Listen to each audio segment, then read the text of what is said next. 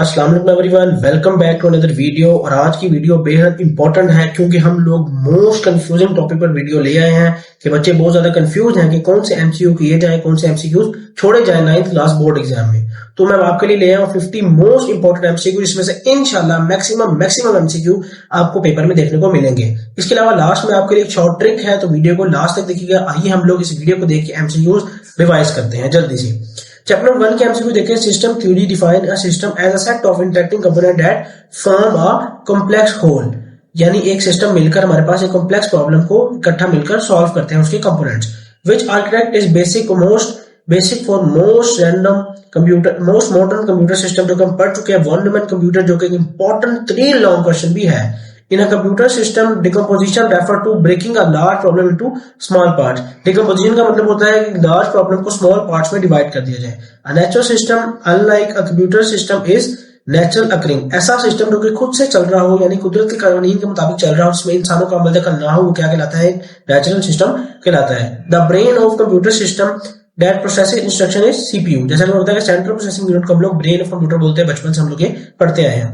अब हम चलते हैं चैप्टर नंबर 2 के इंपॉर्टेंट एमसीक्यूज की तरफ। The base of hexadecimal number is 16। हमें पता है कि हेक्साडेसिमल नंबर सिस्टम की बेस करती है 16। उसके अलावा याद रखिएगा कन्वर्जन वाले जो हमारे पास क्वेश्चंस हैं, वो आपको शॉर्ट क्वेश्चन भी बहुत ज्यादा देखने को मिलेंगे और लॉन्ग, उसके अलावा हमारे पास एमसीक्यू में भी वो बहुत ज्यादा देखने को मिलेंगे। तो अगर आप लोग इसकी अच्छी प्रिपरेशन करना चाहते हैं तो इसका लिंक डिस्क्रिप्शन में वीडियो का मौजूद है। इसमें हमने डिटेल में डिस्कस किया हुआ कैसे हम लोग सारी कन्वर्जन परफॉर्म करते हैं, जाकर आप लोग वो देख सकते हैं। खैर, which number system is directly understood by the computer. कैसा कौन सा number system computer directly understand करता है? तो हमें पता है कि बाइनरी नंबर सिस्टम है, जो कि कंप्यूटर की नेटिव लैंग्वेज है, 0-1 की language. In the hexadecimal system the letter E represent which decimal number 14। जैसे कि पता है हमें कि 0 से 9 तक हम ऐसे लिखते हैं और उसके अलावा बाद से ए से लेकर एफ तक हम लोग लिखते हैं। तो ई की क्या वैल्यू बनेगी? 14। Which of the following is a valid octal number 7 और 1? क्योंकि हमारे पास ऑक्टल नंबर की तादाद कहां से कहां तक होती है? 0 से लेकर 7 तक उसकी रेंज होती है। तो उसके ऊपर हमारे पास यहाँ पर 8 है, 9 है और यहाँ पर भी 8 नजर आ रहा है, तो यही बचता है। तो यही हमारा क्या है? ऑक्टल नंबर है। चैप्टर नंबर 3 के मैं एमसीक्यूज की बात करूं। With logic gate is also known as inverter. के ऐसा कौन सा लॉजिक गेट है जो इन्वर्टर कहलाता है? वो हमारे पास है not. The output of and gate is 1 only, all inputs are 1। जब तमाम इनपुट 1 होते हैं तब एंड गेट 1 होता है। Boolean algebra used to simplify logic circuit. Boolean algebra logic circuit को सिंपलीफाई करने का काम करता है। The or gate perform operation of logical addition, यानी उसका सिंबल हमारे पास प्लस होता है तो लॉजिकल एडिशन को परफॉर्म करता है। Which gate is combination of AND and NOT? तो वो नैंड गेट है। चैप्टर नंबर 4 पे अगर आ जाए, the post stand for power of self test. A beep code during startup usually indicate hardware error. If a computer turn on but show no display, the first thing to check is RAM and monitor cable. Blue screen of death is primarily related to Windows driver error. Which tool is used to check the health of hard disk management या CHDS के? Then इसके बाद हमारे पास chapter 6 आ जाता है, क्योंकि chapter number 5 में से हमारे पास एमसीक्यूज नहीं आने बोर्ड एग्जाम में, तो उसको हम लोग छोड़ रहे हैं। Which topology connect all the components to central device is known as STAR. HTTP stands for Hypertext Transfer Protocol. A network that cover a small area like a office or room is called LAN, Local Area Network. Which device is used to connect to different type of network? तो router हमारे पास use होता है। IP does stand for Internet Protocol. Chapter number 7 के MCQ की बात करूंगा। Process to removing unnecessary detail to focus on important parts called abstraction. Abstraction का मतलब होता है कि हम लोग अननेसेसरी थिंग यूजर को ना दिखाएं, सिर्फ जो जरूरी चीजें हैं वो उसको शो हो। Step by step procedure to solve a problem is known as algorithm. In a flowchart, a diamond shape represents decision making. Identifying similarity in between different problems is known as pattern recognition.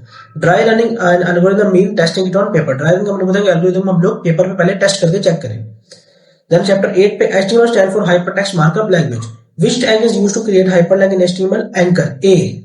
CSS is used for styling and layout. CSS हमारे पास एक language जो use होता है styling और layout के लिए। इसकी full form भी याद रखिएगा, वो होती है कैस्केड स्टाइलिंग शीट्स।